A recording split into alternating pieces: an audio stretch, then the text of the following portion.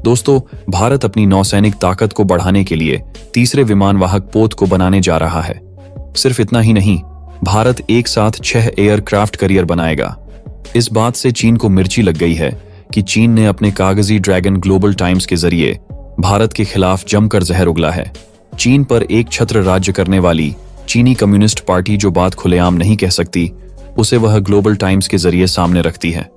इसी global times ने भारत के तीसरे विमानवाहक पोत को लेकर खूब बयानबाजी की है। तो दोस्तों, आइए जानते हैं जिस एयरक्राफ्ट को लेकर चीन इतना बौखलाया हुआ है उसमें कितना दम है। आखिर क्या क्या खासियत होने वाली है इस एयरक्राफ्ट में, और भारत के तीसरे एयरक्राफ्ट कैरियर से कितना और कैसा फायदा होगा। पूरी खबर क्या है, जानने के लिए वीडियो को आखिरी तक देखिए। लेकिन उससे पहले भारतीय वैज्ञानिकों के इस कारनामे के लिए इस वीडियो को एक लाइक कर दीजिए, और अगर आपको भी अपने देश से प्यार है तो कमेंट में जय हिंद जरूर लिख दीजिए। भारतीय नौसेना लंबे समय से अपने संसाधनों और उपकरणों के लिए सरकारों से कहती रही है। दशकों पहले से रक्षा रणनीतिकार चीन को मलक्का जलद मरुमध्य में घेरने की बात करते रहे, लेकिन भारत की नौसेना हथियार और तकनीक के मामले में चीनी नौसेना से पीछे छूटती गई। इसका मुख्य कारण नीति निर्माताओं की अनदेखी के साथ इतिहास था। आजादी के बाद से भारत का हमलों और युद्धों से सामना उत्तरी सीमाओं से होता था। वहीं चीन के साथ 1962 का युद्ध भी जमीन पर लड़ा गया। उस समय भारत का कद और भूमिका वैश्विक पटल पर इतनी बड़ी नहीं थी। भारतीय नौसेना का निर्माण केवल पाकिस्तान को ध्यान में रखकर किया गया। दोस्तों, आज भारत प्रशांत महासागर में अपने हित और प्रभाव को सुरक्षित और बढ़ाने के लिए काम कर रहा है। उसी का उदाहरण है प्रशांत महासागर में तटीय देशों के साथ भारतीय नौसेना के करार, जिसके बाद भारत के नौसैनिक जहाज ओमान, तंजानिया, सिंगापुर जैसे देशों में जाकर ईंधन खाने पानी की आपूर्ति कर सकते हैं। इसी क्रम में भारत के विमानवाहक पोत के निर्माण को लेकर रक्षा मंत्री राजनाथ सिंह ने कहा, भारत जल्द ही अपना तीसरा हवाई जहाज कैरियर का निर्माण करेगा और भविष्य में 5 या 6 और बनाने की योजना है। फिलहाल भारतीय नौसेना के पास 45,000 टन वजनी 2 विमानवाहक पोत हैं, INS विक्रमादित्य और INS विक्रांत। इसमें से INS विक्रांत को सितंबर 2022 में प्रधानमंत्री मोदी की उपस्थिति में भारतीय नौसेना में कमीशन किया गया। युद्धपोतों का वजन उसके प्रभाव और दक्षता को दर्शाता है। जैसे हाल ही में चीन ने फज्जान नाम के विमानवाहक पोत का परीक्षण किया। उसका वजन 80,000 टन है। पोत में जितना वजन होगा उतना वह विमान और गोला बारूद ढो पाएगा।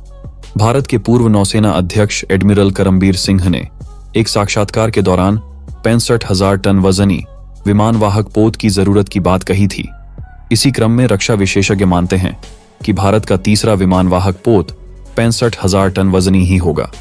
फिलहाल आपको बता दें कि इसे बनाना जितना कठिन होता है, इसे रखना भी उतना ही कठिन काम होता है, क्योंकि यह एक चलता फिरता शहर होता है और इसमें वह सारी सुविधाएं होती हैं जो कि किसी एक छोटे शहर में होती है। इसे आप ऐसे समझे कि यह एक छोटी वायुसेना और नौसेना का कॉम्बिनेशन है, और इन एयरक्राफ्ट कैरियर का आकार इतना बड़ा होता है कि पाकिस्तान जैसे देश की नौसेना और वायुसेना की आधी संख्या एक एयरक्राफ्ट कैरियर में समा सकती है।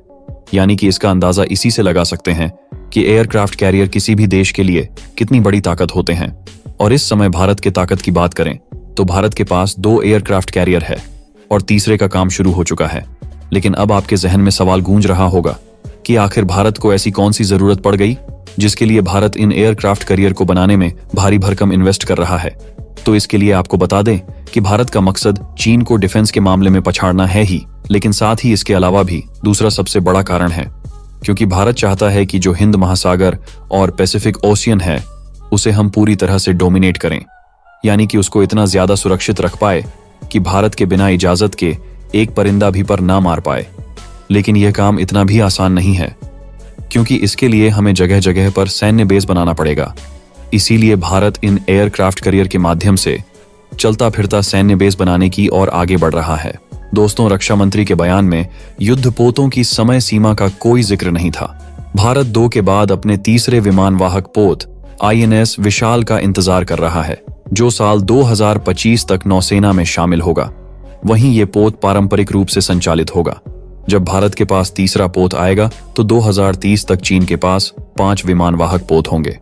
वर्तमान में दुनिया में सबसे ज्यादा युद्धपोत वाला देश अमेरिका है, जिसके पास 11 युद्धपोत हैं।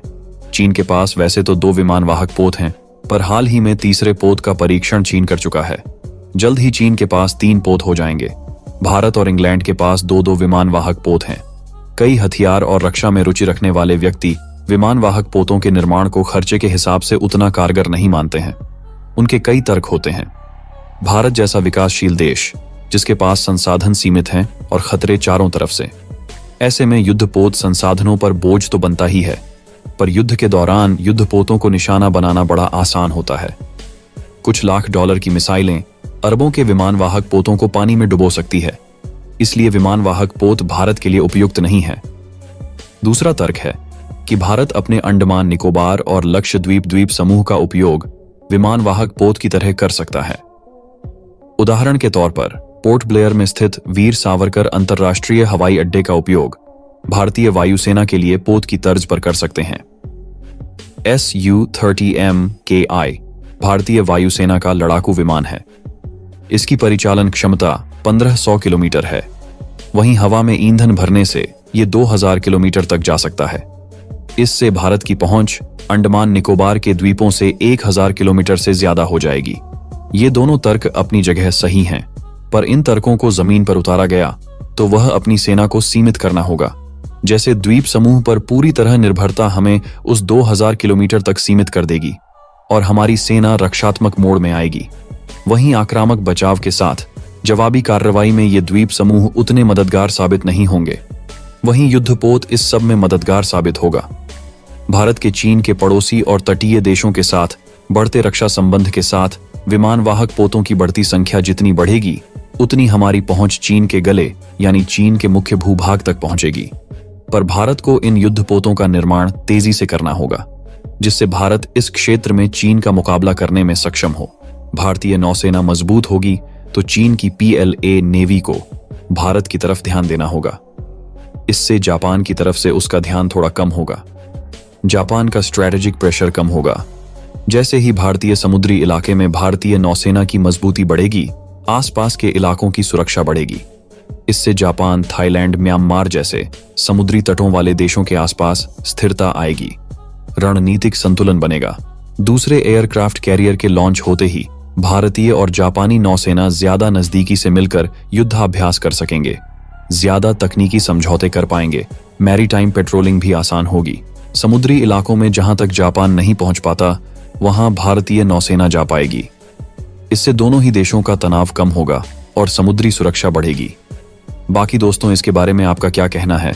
हमें अपनी राय कमेंट बॉक्स में बताएं। साथ ही वीडियो पसंद आए तो लाइक करें। चैनल को सब्सक्राइब करके बेल आइकन को प्रेस करना ना भूलें।